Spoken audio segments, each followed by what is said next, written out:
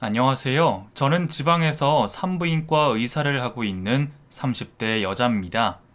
제가 자라온 상황을 아는 주위 사람들은 제가 산부인과 의사가 되었다는 것에 많이 의아해 하세요. 왜냐면 제가 어릴 때 부모님이 없이 자랐거든요. 그래서 다들 그렇게 말하는 것 같아요.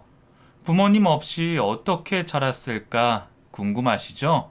저도 지난 제 과거를 생각해 보면 정말 치열하게 살아냈구나 싶어요. 말로 다 못할 그런 상황들이 참 많았죠. 하지만 이렇게 남들 보기 번듯하게 클 수 있었던 건 정말 하늘이 내려준 은인과도 같은 분이 있었기에 가능했어요. 그분 이야기를 이곳에서 해보려고 해요. 잘 들어주세요. 저는 어린 시절 아버지가 일찍 돌아가셨어요.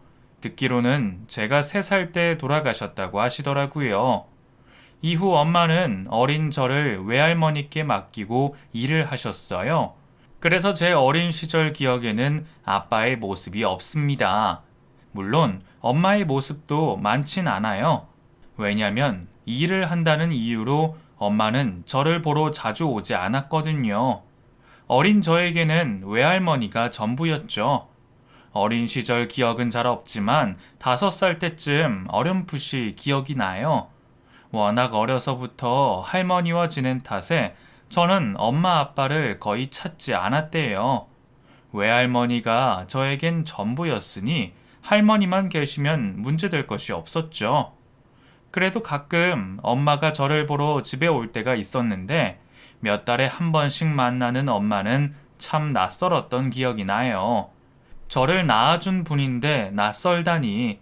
그래서 낳은 정보다 기른 정이라는 말이 있나 봐요. 너는 엄마 보고 싶지도 않았어? 어째 보고 싶다는 전화 한 통이 없니? 갓난쟁이 때부터 떨어져 살았는데 애미라고 정이 있겠어? 자주 보러 오라니까. 엄마는? 나도 생활비 보내준다고 쉬는 날 없이 일한다고. 어이구 내 팔자야. 엄마가 집에 오는 날에는 외할머니와 꼭 말싸움을 했어요. 그 말싸움 끝에는 저를 차갑게 쳐다보는 엄마의 시선이 느껴졌죠. 동네 친구들 집과는 뭔가 다르다는 걸 눈치챈 이후로 주위 어른들의 눈치를 보며 살게 된 저는 엄마에게조차도 어리광 한번 제대로 부리지 못했어요. 가끔 저를 보러 오는 엄마가 그렇게 어렵게 느껴지더라고요.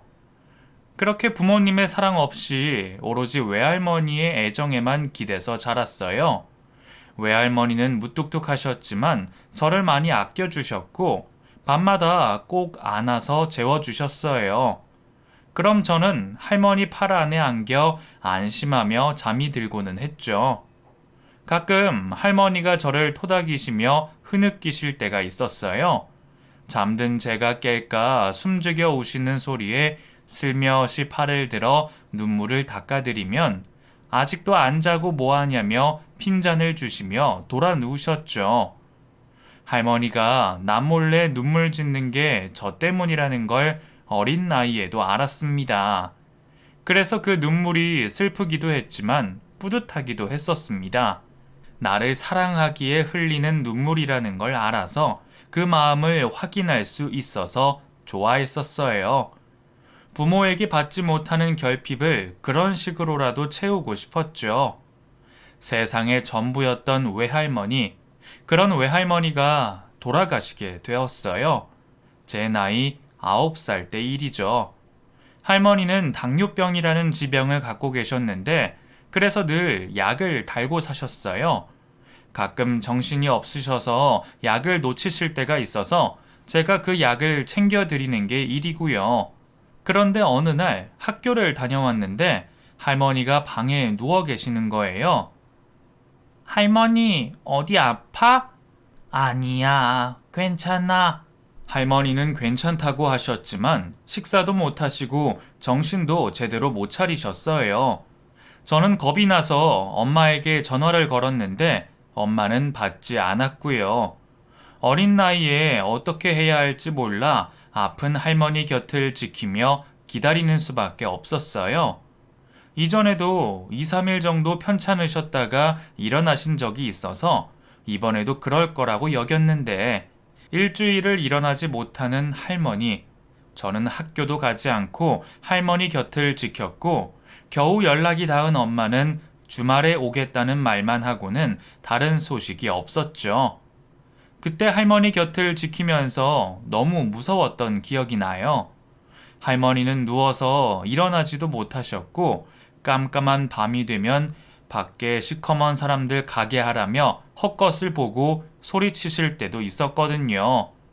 병원에 가고 싶었지만 어린 나이에 어떻게 해야 할지 전혀 몰랐어요. 이웃과도 왕래가 없이 살았기에 주위에 도움을 청하지 못하고 얼른 할머니가 일어나시기만을 빌 수밖에 다른 수가 없었죠. 그렇게 엄마가 오기만을 기다리던 중 아침에 일어나 할머니를 불렀는데 대답이 없었어요. 아직 주무시나 싶어 슬쩍 흔들어 봤지만 꼼짝도 않는 할머니, 그리고 차가운 얼굴. 순간 저는 본능적으로 알았어요. 할머니가 돌아가셨다는 것을요. 밤사이 제가 곁에서 잠들었지만 할머니의 마지막 순간을 보지 못한 채 그렇게 할머니는 세상을 떠나셨더라고요. 저는 차게 식은 할머니의 손을 잡고 울기 시작했어요. 그때 울린 전화벨 소리, 엄마였어요. 엄마, 할머니 돌아가셨어. 왜 안 오는 거야? 빨리 와, 엄마. 놀란 엄마는 곧 가겠다는 말을 하고 전화를 끊었고, 그러고도 몇 시간 뒤에 온 엄마. 엄마가 오는 동안에도 저는 할머니의 차가운 손을 잡고 곁을 지켰어요. 혹시나 다시 깨어나실까 할머니의 얼굴에서 눈을 떼지 못한 채 그렇게 몇 시간을 함께 누워 있었죠. 나에게는 엄마보다 더 엄마 같은 그런 존재인 할머니와 이별을 해야 한다는 게 믿을 수가 없었어요. 저에게 전부였던 할머니였기에 함께 누워있는 것도 전혀 무섭지 않았어요. 오히려 다시 눈을 뜨지는 않으실까 제발 일어나길 바라는 마음이 더 컸는데 몇 시간 뒤 도착한 엄마는 죽은 할머니 곁에 있는 저를 보며 눈살을 찌푸리더군요. 그러고는 곧 장례 준비를 했어요. 눈물 한 방울 흘리지도 않고요. 그만 울고 이리 와서 도와. 장례식 해야지. 언제까지 그러고 있을 거야? 엄마, 할머니가... 나도 알아. 안다고. 정신없으니까 말 걸지 말고 이거 해 얼른. 어린 나이에도 엄마의 그런 모습은 정말 이해되지 않았어요. 자신의 엄마가 아니라 마치 남의 일인 양 행동하는 엄마가 원망스럽기도 했고요. 그런 속상한 제 마음은 아른 채도 하지 않고 엄마는 할 일만 하더군요. 그리고 3일장을 지낸 뒤 할머니는 화장을 해서 멀리 바다에 뿌려졌습니다. 하얀 가루가 되어 푸른 바다에 흩뿌려지는 할머니를 보며 차마 소리도 내지 못하고 흐느껴 울었어요. 그 순간만큼은 냉혈한 같은 엄마도 눈물을 흘리더군요. 조금이라도 더 있고 싶었던 할머니와의 이별은 그렇게 한순간에 끝나버렸어요. 그리고 저는 혼자가 되었죠. 할머니를 뿌리고 돌아온 날 엄마는 저와 하룻밤을 보내고는 가버렸거든요. 겨우 9살밖에 안 된 저를 혼자 두고 가버렸어요. 엄마 어딨어? 아침에 일어났을 때 엄마가 보이지 않아 계속 찾았어요. 집안에 없다는 걸 알았지만 인정하기 싫어서, 아니 인정하는 게 무서워서 모른 척 계속 불렀어요. 하지만 결국엔 그 집에 저 혼자였습니다. 할머니도 엄마도 없이 저 혼자 덩그러니 그 집에 있었어요. 무서웠어요. 혼자 될까봐 너무 무서웠어요. 눈물이 날 것 같았지만 꾹 참고 저녁이면 엄마가 다시 와줄 거라고 믿었어요. 일 때문에 급히 가신 거라고, 저녁이 되면 나를 찾아올 거라고 믿었지만 결국 엄마는 오지를 않았더군요. 전화도 없이 그렇게 저는 엄마와 생이별을 했어요. 할머니가 돌아가신 그 집에서 밤이면 무서워서 이불을 뒤집어 쓰고 울었습니다. 이미 돌아가시고 없는 할머니를 불러보기도 하고 나를 버리고 간 걸 아는 엄마를 불러보기도 했어요. 하지만 대답해주는 이는 아무도 없었고 그 긴 밤을 저 혼자 지새야 했죠. 저는 점점 지쳐갔어요. 외롭고 배도 고팠어요. 밖에 나가지도 않고 힘이 없어 누워 있는데 이웃에 계신 아주머니가 찾아오셨어요. 그리고 말라가는 저를 보고 깜짝 놀라 자기 집에 저를 데리고 가시더군요. 반찬이 가득한 밥상을 내주시며 먹으라고 하셨어요. 오랜만에 보는 음식에 저는 허겁지겁 먹기 시작했고요. 엄마는? 엄마 어딨어? 응? 아주머니는 엄마의 행방을 물으셨지만 저는 아무 말도 할 수 없었어요. 이미 엄마의 전화번호는 없는 번호가 되었고 연락할 방도가 없었거든요. 아니 세상에, 자기 자식을 이렇게 버리고 가나? 그런 엄마가 어딨어 정말. 평소 할머니와 왕래를 하며 지내셨던 아주머니는 저희 집 상황을 어느 정도 알고 계셨고 그래서 엄마가 저를 버리고 갔다는 것도 바로 눈치채셨어요. 엄마 욕을 하는 그 앞에서 저는 묵묵히 음식만 먹고 있었죠. 앞으로 어떻게 지낸다니? 딱해서 어째? 정 갈 곳 없으면 저 언덕 위에 있는 고아원이라도 가볼래? 엄마가 있는데 받아줄런지 모르겠다만. 아주머니 말을 듣고 다음날 저는 바로 고아원으로 찾아갔어요. 더 이상 오지 않는 엄마만을 계속 기다리며 있을 수 없었으니까요. 다행히 고아원에서는 저를 받아주셨고 이후 그곳에서 저는 지내게 되었죠. 고아원은 저에게 생명의 은인과도 같은 그런 곳이에요.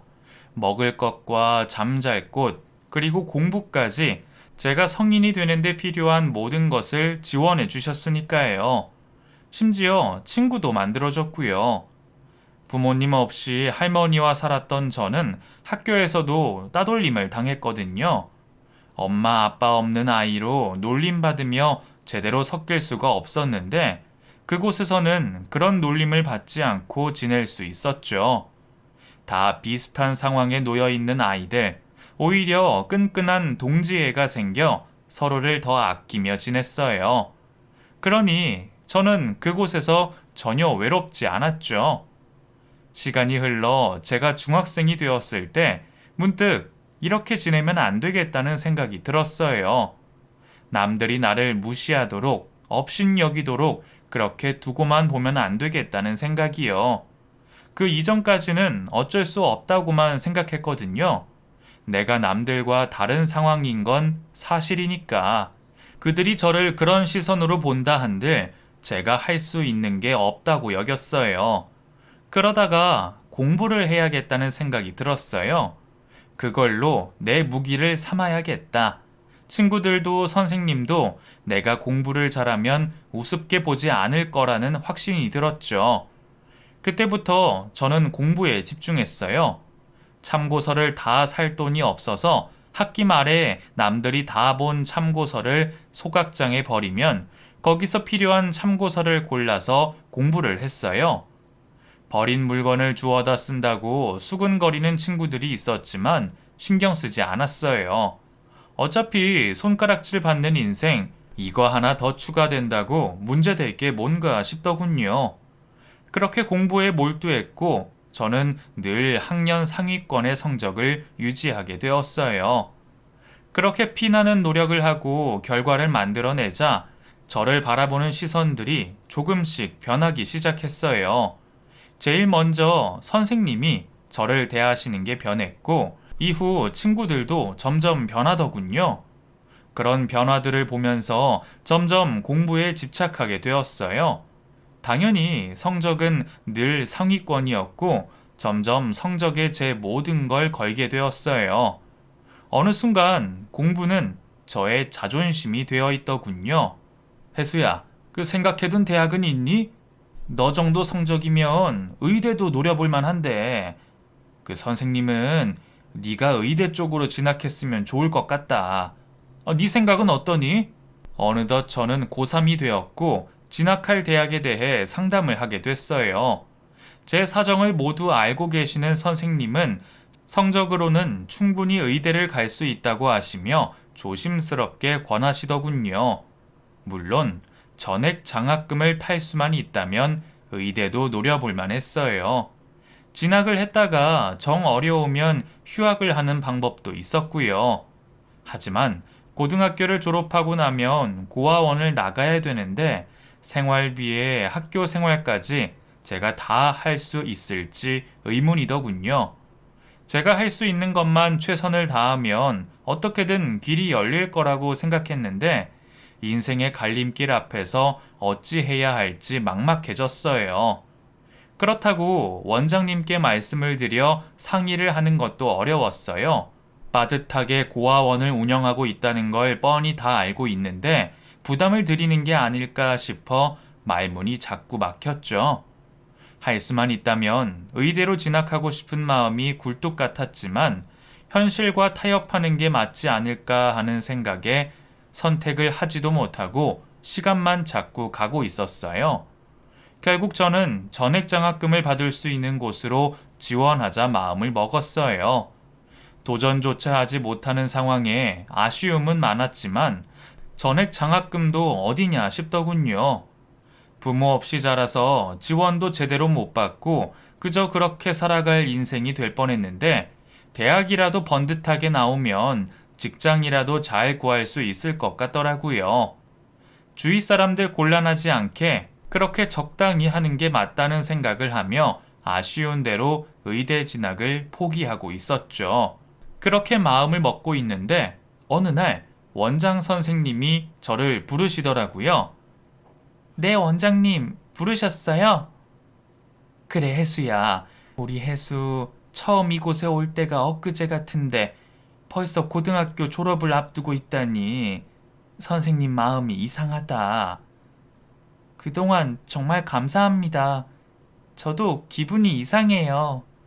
원장 선생님은 애정을 가득 담은 눈빛으로 저를 쳐다보셨어요. 친엄마한테도 못 느껴봤던 그런 따스한 눈빛.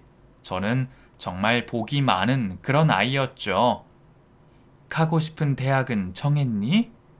네, 전액장학금을 받을 수 있는 곳으로 가려고요. 이제 출소도 해야 하는데 현실적으로 그게 맞을 것 같아요. 그랬니? 담임 선생님이 전화가 오셨던데 의대에 진학하는 걸 권하셨다고 하더구나. 나는 네가 의대로 가는 게 맞다고 생각해. 하지만 학비랑 이런 것들이 걱정되지? 그런 거 신경 쓰지 마. 네가 열심히 해준 덕분에 후원자가 나타나셨어. 이제 고등학교도 졸업하는 나이에 후원자가 생겼다는 말에 저는 깜짝 놀랐어요. 그런 저를 흐뭇하게 쳐다보시며 원장 선생님은 눈물을 흘리셨고요. 제가 환경에 굴하지 않고 열심히 살아가는 모습에 후원자분이 감동을 받으셨다면서 의사가 되는 전 과정을 모두 지원해 주시기로 하셨다는 놀라운 말을 전해 주셨어요. 믿기지가 않아요, 원장 선생님. 너의 성실한 모습에 하늘도 감동한 모양이다. 그래서 너한테 귀인을 붙여주시는가 봐. 감사합니다. 정말 감사합니다. 저와 원장 선생님은 서로 손을 맞잡고 뜨거운 눈물을 흘렸어요. 원장님은 더 이상 아프지 말라고 앞으로 즐거운 마음으로 기꺼이 인생을 살아내라고 하시며 저를 다독여 주셨고요. 공부하는 동안 잠도 줄여가며 읽어야 할 책을 읽어낼 때 너무 힘들어서 포기하고 싶은 적도 많았는데 그럴 때마다 이를 악물고 버텼어요.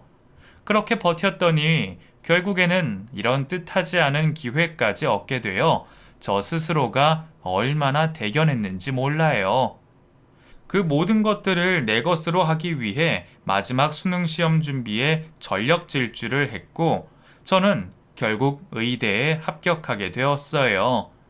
의대 합격이라는 반가운 소식과 함께 저의 유일한 보금자리였던 고아원을 출소하게 되었어요. 나이가 들어 입소를 해서 입양도 못 가고 끝까지 남아 결국엔 고등학교까지 졸업한 후에야 출소하게 된 고아원. 마지막 발걸음을 떼면서 정든 선생님들과 고아원 가족들과 작별의 시간을 가졌어요. 다들 웃고 있지만 눈에서는 눈물이 흐르고 있었죠. 원장 선생님은 마지막으로 제 손을 잡아주시면서 따뜻한 말을 남기셨어요. 혜수야, 너는 누가 뭐래도 소중한 아이야. 그러니까 절대로 희망을 버리면 안 된다. 알았지? 네, 선생님. 그동안 키워주셔서 감사합니다.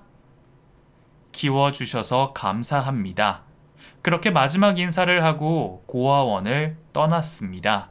나를 낳아준 엄마조차 버린 아이를 고아원은 조건 없이 받아줬고 저는 그곳에서 무사히 잘 자랄 수 있었어요. 물론 평범한 아이들처럼 살 수는 없었지만 모자람 없이 공부할 수 있었고 또 결국엔 좋은 후원자분까지 만나게 되었으니 저는 참 운이 좋은 아이였죠. 모두 고아원 덕분에 얻을 수 있었던 것이었어요. 나중에 제가 사회에서 자리를 잡으면 꼭 보답을 하리라 다짐을 하며 그곳을 떠나왔어요. 그리고 저만의 홀로 서기가 시작되었죠. 우선 살 곳을 먼저 구해야 했어요.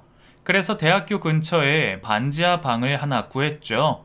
쿰쿰한 곰팡내가 나고 얼굴만한 창문이 전부였지만 오로지 저만의 공간이 생긴 것에 감사했어요. 우울한 생각은 하지 않기로 작정했기에 내가 가진 것에 집중을 했죠.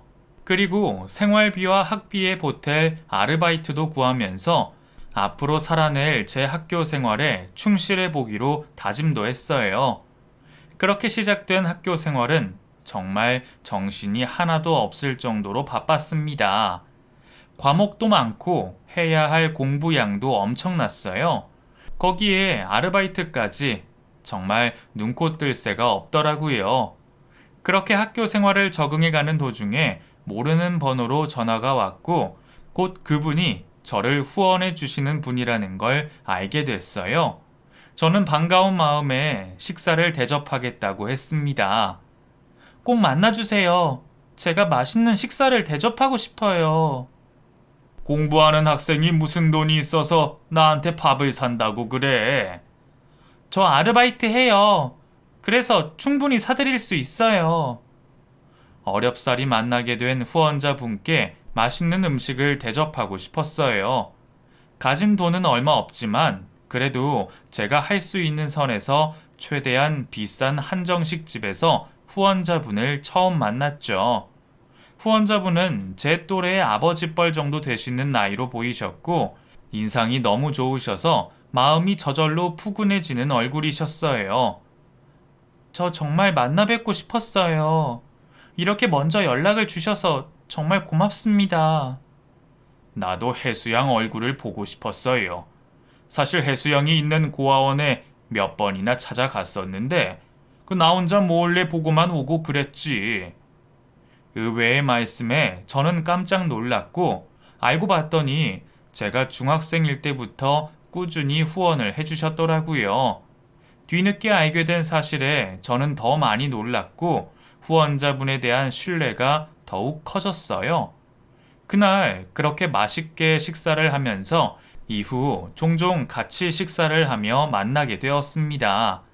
저는 그분을 키다리 아저씨라고 부르며 따랐고 자식이 없어서 마치 제가 딸 같다고 하시며 그분도 저를 받아주셨어요.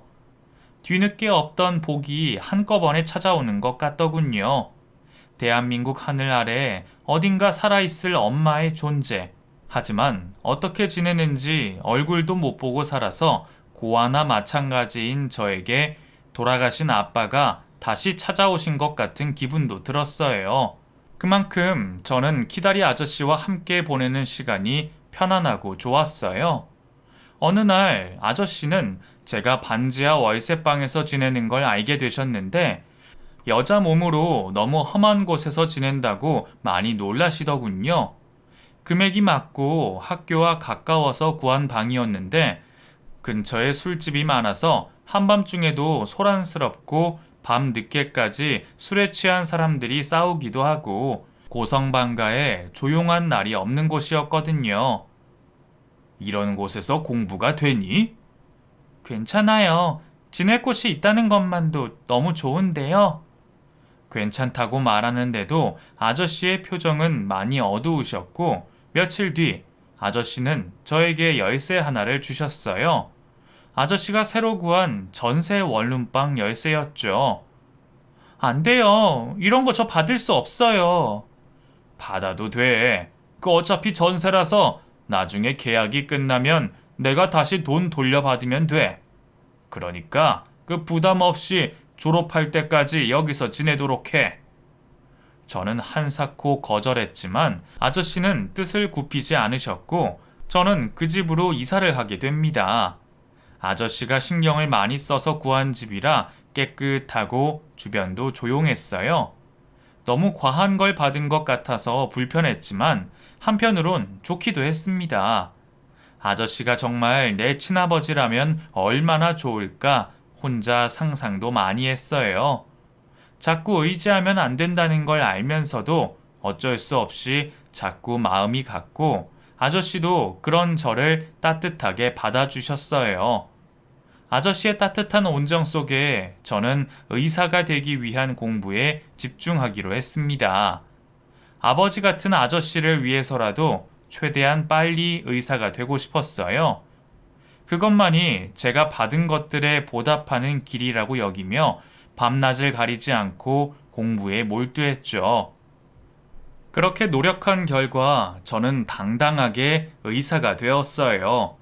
의사 자격증을 받던 날 아저씨는 저에게 커다란 꽃다발을 건네주시며 축하를 해주셨고 저는 마치 부모처럼 뒷바라지 해주신 아저씨가 너무 고마워서 눈물을 흘렸어요. 이제 의사 선생님이 됐는데 왜 울어? 이렇게 좋은 날은 웃어야지. 모두 아저씨 덕분이에요. 제가 의사가 될 수 있었던 건 전부 아저씨 덕분이에요. 제 얼굴에 흐르는 눈물을 닦아주시는 아저씨의 두 눈도 촉촉하게 젖어 있었어요. 잠긴 목소리로 아저씨는 저에게 이런 말씀을 해주셨어요. 너는 내 딸이나 마찬가지야. 알겠지? 너는 내 딸이야. 아저씨. 아빠라고 해야지. 아저씨가 뭐야? 아빠. 그날 저와 아저씨는 서로 부녀지간이 되기로 했어요. 친아버지는 제가 아주 어릴 때 돌아가셔서 제 기억 속에는 아무것도 남은 게 없었거든요. 그러니 아저씨가 제 인생의 처음인 아버지였죠. 아저씨가 제 아버지가 되길 그렇게 바랬었는데 결국 제 소원이 이루어진 거예요. 이후 저희는 정말 친부녀지간처럼 지냈어요. 레지던트가 되고 의사 생활을 하면서 또 정신없이 그렇게 지냈지만 그러면서도 아버지가 생겼다는 기쁨 덕분인지 힘든 게 전혀 없었어요. 오히려 더 잘하는 모습을 아버지께 보여드리고 싶었죠. 개인 생활이라고는 없는 병원 생활에 찌들어 있는 저를 아저씨는 계속 챙겨주셨어요. 병원으로 먹을 것을 갖다 주시기도 하고 계절이 바뀌면 옷도 사다 주시며 저를 챙겨주셨죠. 그날도 아저씨가 병원으로 저를 보러 오셨고 마침 식사 시간이라 같이 밥을 먹게 되었어요. 힘들지? 얼굴이 반쪽이 됐다. 밥은 꼭 챙겨 먹고 그래. 몸 축나면 의사도 소용없어. 그럴게요. 제 걱정은 마세요. 그런데 아버지는 얼굴에 살이 이렇게 많이 빠졌어요? 아버지도 식사 잘 챙기세요. 혼자 계시다고 거르지 마시고요. 내 걱정은 마라. 본인 걱정은 말라시며 제 걱정만 해주시는 아저씨를 보며 걱정이 되면서도 한편으론 그 애정이 너무 좋아 웃음이 났어요. 그러다 문득 그동안 궁금했던 질문이 입에서 튀어나왔죠. 아버지, 예전에 결혼은 하셨죠? 그런데 왜 혼자 지내세요? 민감한 질문이라 그동안 물어보지 못했던 건데 순간적으로 입에서 튀어나온 질문이었어요. 제 질문에 아저씨는 한참 뜸을 들이시더니 말을 꺼내셨어요. 나도 정말 사랑했던 사람이 있었지. 그런데 인연이 잘 되지 않았어. 그 후론 나 혼자 살게 됐고. 아저씨한테는 정말 가슴 아픈 이야기일 텐데 제가 괜히 여쭤본 것 같아서 죄송했어요. 그래서 얼른 다른 주제의 이야기를 하며 분위기를 바꿨죠. 그런 저를 보면서 아저씨도 모르는 척 웃어주셨어요. 하지만 그때 이후 아무 말 없이 식사만 하시더군요. 아직도 그 여자분을 잊지 못하시니 혼자 지내시는 것 같아 왠지 마음이 아팠어요. 그분을 정말 많이 사랑하셨구나. 그래서 아직도 그분 생각을 하시는구나. 그런 생각을 하면서요. 아저씨를 만나면서 제 인생은 완전히 달라졌어요. 금전적인 지원을 해주시니 제가 하고 싶은 공부도 마음껏 했고 결국 의사도 되었으니까요. 받은 것들이 너무 많다 보니 이제는 제가 아저씨를 챙겨드려야겠다는 생각이 들었어요. 그래서 정식 의사만 되면 그때부터는 제대로 효도라는 것도 해보리라 다짐도 했고요. 그런데 운명이라는 얄궂은 것은 제 뜻대로 되도록 두지 않더군요. 제가 인턴이 되었을 때 아저씨의 생신이 있던 날이었어요. 하루 푹 쉬는 게 소원인 인턴 시절 너무 바빴지만 그날만은 아저씨를 위해 시간을 뺐고 아저씨의 생신 파티를 기획했어요. 제가 번 돈으로 비싼 레스토랑을 예약하고 그동안 모아뒀던 돈으로 아저씨 지갑도 하나 장만했죠. 받은 것들에 비해 제가 준비한 것이 약소해 보였지만 그래도 아저씨를 챙겨드릴 수 있는 게 너무 좋았어요. 그래서 그날만은 아저씨를 위해 모든 걸 해드리기로 맘먹었죠. 이야, 이걸 다 네가 준비한 거야? 어때요? 마음에 드세요? 열심히 준비했는데. 마음에 들다마다. 고맙다, 혜수야. 아저씨는 제가 준비한 것들을 보며 몇 번이나 고맙다고 인사를 하셨어요. 생각지도 못했다고 하시며 눈가가 촉촉해지시기도 했죠. 기뻐하는 모습을 보며 저도 정말 행복했어요. 다만 아저씨의 환한 표정과 달리 안색이 좋지 않아 걱정이 되었죠. 게다가 음식이 맛있다고 연신 말씀하시는데도 제대로 드시지 못하는 걸 보며 뭔가 이상하다는 생각도 들었어요. 어디 불편하시냐는 제 질문에 괜찮다고 하시는데도 제 눈에는 괜찮아 보이질 않았어요. 불안한 마음에 식사는 계속되었고 아니나 다를까 결국 아저씨는 그 자리에서 쓰러지고 마셨어요. 너무 놀라서 쓰러진 아저씨를 붙잡고 계속 불렀지만 정신을 차리지 못하셨고 저는 울부짖으며 119를 불러달라고 소리쳤어요. 누가 119 좀 불러주세요. 응급 상황이에요. 제발 빨리요. 곧 119가 도착했고 저는 아저씨를 계속 부르며 병원으로 향했습니다. 이대로 할머니처럼 갑작스럽게 떠나실까봐 너무 무서웠어요.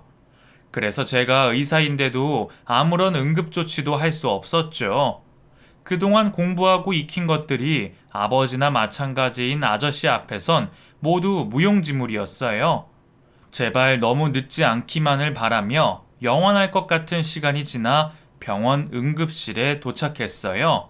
이후 의사들이 아저씨를 데려갔고 그제야 후들거리는 몸을 간신히 의자에 앉힐 수 있었죠. 아저씨에게 응급조치가 치러지는 동안 의사들에게 맡기고 정신을 가다듬고 있는데 응급대원이 아저씨의 소지품을 저에게 건네주더군요. 아, 고맙습니다. 수고 많으셨어요. 따님이시죠? 많이 놀라셨을 텐데 이제 병원에 도착했으니 안심하십시오. 그렇게 소방대원과 인사를 나누고 아저씨의 물건을 받아들었어요. 핸드폰과 지갑 단 2개였는데 손에 쥐다가 반지갑이 벌어져 안에 끼워진 사진이 눈에 들어오더군요. 어린아이 사진인 것 같아 자세히 들여다봤어요. 그런데 뭔가 이상한 걸 발견했죠. 그 어린아이의 얼굴이 낯이 익은 겁니다. 가만히 들여다보니 그 아이는 바로 저의 어린 시절 모습이었어요. 너무 놀랐어요. 왜냐하면 할머니와 살면서 사진 같은 건 찍지 않아 유일하게 한 장 있는 사진이 어린 시절 사진이었는데 그 사진과 같은 사진이었거든요. 너무 놀라 저는 다이어리를 펼쳐들었어요. 거기에 유일하게 한 장 남은 사진을 끼워 놓았거든요. 혹시나 제가 갖고 있던 걸 떨어뜨려서 아저씨가 갖고 계신 걸까 의심했지만 다이어리 속의 사진이 그대로 있더라고요. 결국 똑같은 사진을 저와 아저씨가 나눠 가지고 있었던 거죠. 어찌된 영문인지 어리둥절했어요. 아저씨가 쓰러지셔서 정신도 없는데 더 황당한 상황을 맞이하게 된 거니까요. 나중에 물어봐야겠다 생각하고 보호자를 찾는 의사를 만났는데 또 한 번 깜짝 놀랄 이야기를 듣게 됩니다. 아저씨가 왜 쓰러지셨냐는 저의 물음에 의사는 간암 환자라는 어이없는 말을 해주더군요. 마침 그 병원에 아저씨가 다니고 계셨고 간암 말기라 치료를 받고 있다는 믿을 수 없는 이야기를 듣게 됐어요. 여전히 의식이 없는 아저씨를 병실로 옮기고 그 곁을 지키며 갑자기 들이닥친 이 모든 것들이 이해가 되지 않아 혼란스러웠어요. 그 와중에 여전히 정신이 없는 아저씨의 고된 얼굴을 보며 저는 또 눈물을 흘리고 있었고요. 결국 아저씨는 하루가 더 지나서야 정신을 차리셨어요. 눈을 뜨셨을 때 다행히 제가 곁에 있었는데 제 얼굴을 쳐다보시고는 걱정 말라며 또 웃으시는 아저씨였죠. 왜 말씀 안 하셨어요? 왜요? 알아버렸구나. 걱정하지 마. 나는 내 인생에 미련 없어. 이렇게 예쁜 딸도 가져봤고 해볼 것도 다 해보고 그러니 이제 세상 떠나도 괜찮다. 그래도 저한테 말하셨어야죠. 포기하지 마세요. 제가 무슨 수를 써서든 아버지 낫게 할게요. 눈물 범벅이 된 얼굴로 꼭 낫게 하겠다고 말하는 저를 아저씨는 웃으면서 쳐다볼 뿐이었어요. 그러시더니 소지품이 어디 있냐고 물으시더군요. 지갑 안에 소중한 게 있는데 잃어버리면 안 된다고 하시면서요. 저는 아버지께 소지품을 갖다 드리며 머뭇거렸어요. 제가 알게 된 사진 이야기, 그걸 물어봐도 될까 망설여졌어요. 왜 우물쭈물해? 할 말 있어? 저기 여쭤볼 게 있는데. 뭔데? 말해봐. 저는 궁금한 것을 더 참지 못하고 아저씨께 지갑 이야기를 물어봤어요. 저와 똑같은 사진을 갖고 계시는 게 어찌된 일인지 아무리 생각해봐도 답이 안 나오더라고요. 이제 겨우 정신이 드신 분을 붙들고 이렇게 꼬치꼬치 캐물어도 될까 싶었지만 어떤 예감이 있었던 걸까요? 그 순간을 참을 수가 없었어요. 제가 사진 이야기를 하는 동안 아저씨는 아무 말도 않으시고 가만히 제 얼굴을 보며 듣고만 계셨어요. 그리고 말이 끝나자 제 손을 잡으시며 말씀을 하셨죠. 너는 아무것도 모르고 이대로 살길 바랬는데 그것 또한 내 마음대로 해선 안 되는 일인가 보다. 제가 모르는 어떤 이야기가 있는데요?